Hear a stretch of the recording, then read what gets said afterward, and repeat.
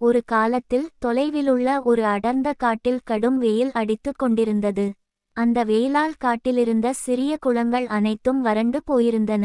அந்த காட்டில் வாழ்ந்து வந்த ஒரு நரிக்கு மிகுந்த தாகம் ஏற்பட்டது. தாகம் தாங்க முடியாமல், எங்காவது தண்ணீர் கிடைக்குமா என்று காட்டின் ஒவ்வொரு மூலையும் அது தேடி அலைந்தது. அப்பொழுது திடீரென்று ஒரு கிணறு அதன் கண்களில் பட்டது.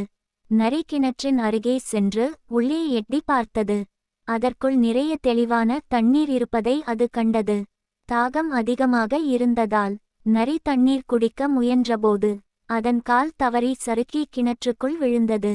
கிணற்றுக்குள் விழுந்த நரி மிகவும் பயந்து இங்கும் அங்கும் ஓடி தப்பிக்க முயன்றது. ஆனால் கிணறு மிகவும் ஆழமாக இருந்ததால் அது வெளியே வர முடியாமல் தவித்தது.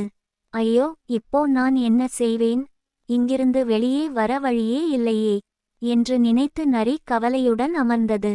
சிறிது நேரத்துக்குப் பிறகு அதே வழியாக வந்த ஒரு ஆடு கிணற்றின் அருகே வந்து உள்ளே எட்டி பார்த்தது.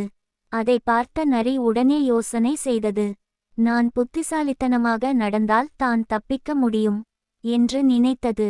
அதனால் நரி ஆட்டிடம், அண்ணே ஆடே, இந்த கிணற்றுக்குள் தண்ணீர் ரொம்ப குளிர்ச்சியாக இருக்கு. நீயும் இறங்கி குடிச்சா ரொம்ப நல்லா இருக்கும் என்று போய் சொல்லி ஏமாற்றியது. நரியின் வார்த்தையை நம்பிய ஆடு யோசிக்காமல் கிணற்றுக்குள் குதித்தது. ஆடு கிணற்றுக்குள் வந்ததும் நரி உடனே அதன் முதுகின் மேல் ஏறி ஒரே தாவலில் கிணற்றின் வெளியே குதித்து விட்டது. வெளியே வந்த நரி சிரித்துக்கொண்டே, எல்லா விஷயத்திலும் யோசிக்காம நடக்கக்கூடாது என்று சொல்லி அங்கிருந்து ஓடிவிட்டது.